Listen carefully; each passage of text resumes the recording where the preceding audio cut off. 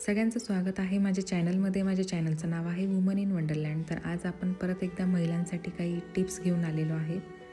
तर नंबर 1, जर तुम्हाला खोकल्याचा खूप त्रास होत असेल तर आल्याच्या एका लहान तुकड्यावर चिमूटभर मीठ शिंपडा आणि दाताखाली दाबा. यामुळे आल्याचा रस हळूहळू घशातून खाली जाईल.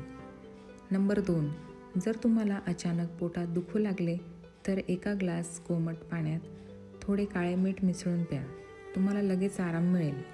नंबर 3, जर तुम्हाला शरीरात आणि पायांमध्ये वेदना होत असतील तर कोमट पाण्याने आंघोळ करा. नंबर 4, गाईच्या दुधात थोडे जायफळ पावडर मिसळून चेहऱ्यावर लावा. मुरुमे लवकरच निघून जातील. नंबर 5, जास्त मिरच्या खाल्ल्याने आयुष्य कमी होते. नंबर 6, आठवड्यातून 2दा शॅम्पूमध्ये साखर मिसळून केस धुण्याने कोंड्याची समस्या मुळापासून दूर होते.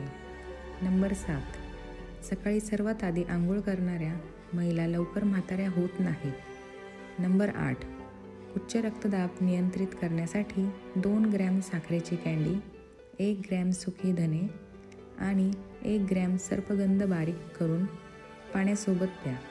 नंबर 9, मध हा कोरड्या खोकल्यासाठी रामबाण उपाय आहे.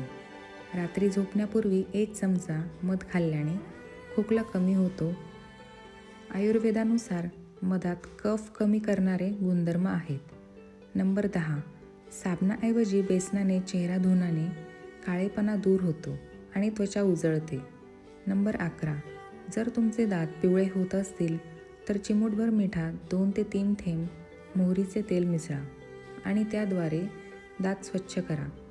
नंबर 12, पाणी पिल्यानंतर वाकू नका, कारण यामुळे श्वासनलिकेमध्ये पाणी जाऊ शकते.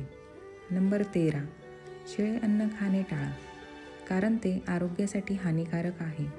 नंबर 14, ज्यांची फुफ्फुसे कमकुवत आहेत त्यांनी ओवा गरम करून त्याची धुरी घ्यावी. नंबर 15, जर खोकला कमी होत नसेल तर बत्ताशासोबत दूध प्या. तुम्हाला लवकरच आराम मिळेल. नंबर 16, जर तुम्हाला पोटात वेदना आणि पेटके येत असतील तर 10 मिली तुळशीचा रस प्या. नंबर 17, रिकाम्या पोटी जास्त चहा पिल्याने अल्सरचा धोका वाढतो. नंबर 18, रात्री झोपण्यापूर्वी दूध पिल्याने हाडे वृद्धापकाळापर्यंत मजबूत राहतात.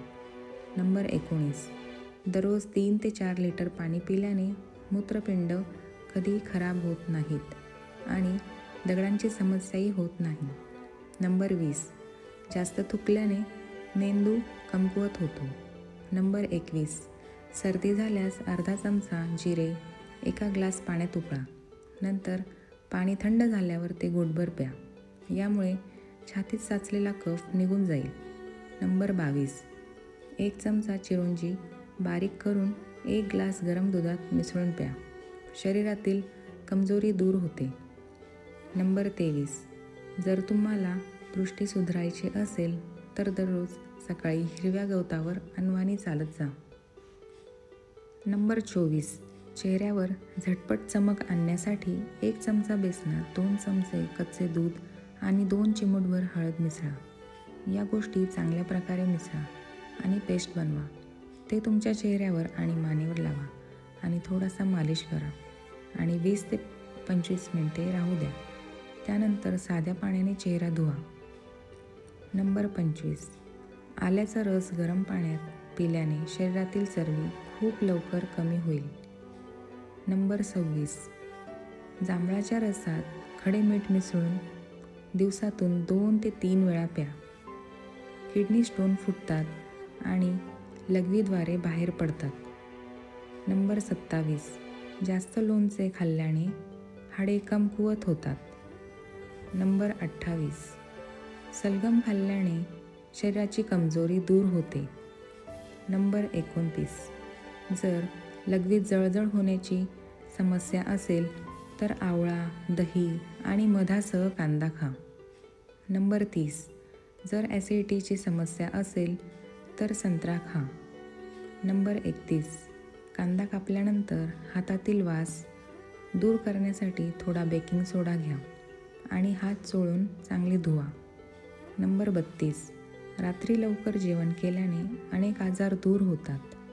नंबर 33, कधीही पाय क्रॉस करून बसू नका. यामुळे तुमच्या पायांमध्ये रक्ताभिसरणात अडथळा येतो, ज्यामुळे तुम्हाला पाठदुखी, कंबरदुखी आणि नसा फुगू शकतात. नंबर 34, जर तुम्हाला मस्से येत असतील तर कांद्याचा रस लावा, मस्से पडू लागतील. नंबर 35, आंघोळीपूर्वी एका बादली पाण्यात लिंबाच्या रसाचे 5 थेंब मिसळा. या पाण्याने आंघोळ केल्याने शरीरातील सर्व घाण निघून जाते. तर मित्रांनो, आजची माहिती एवढीच. आज होत्या महत्त्वाच्या महिलांसाठी 35 किचन टिप्स. मित्रांनो, या व्हिडिओमध्ये दिलेली माहिती सामान्य माणसासाठी आहे.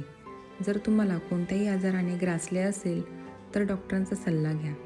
तर मित्रांनो, मला आशा आहे की तुम्हाला आजची माहिती आवडली असेल. जर तुम्हाला व्हिडिओ आवडला असेल तर व्हिडिओला लाईक करा आणि तुमच्या कुटुंबातील मित्रांसोबत शेअर करा. असे माहितीपूर्ण व्हिडिओ पाहण्यासाठी चॅनलला सबस्क्राईब करा. तसेच बेल दाबा, जेणेकरून मी जेव्हाही नवीन व्हिडिओ अपलोड करेन तेव्हा त्याचे नोटिफिकेशन किंवा त्याची सूचना तुमच्यापर्यंत सर्वात आधी पोहोचेल. म्हणजे तुम्हाला अशाच नवीन व्हिडिओसह भेटेल. व्हिडिओ पाहिल्याबद्दल सगळ्यांचे मनापासून खूप खूप धन्यवाद. तुम्ही आणि तुमचे कुटुंब नेहमीच आनंदी आणि निरोगी राहा.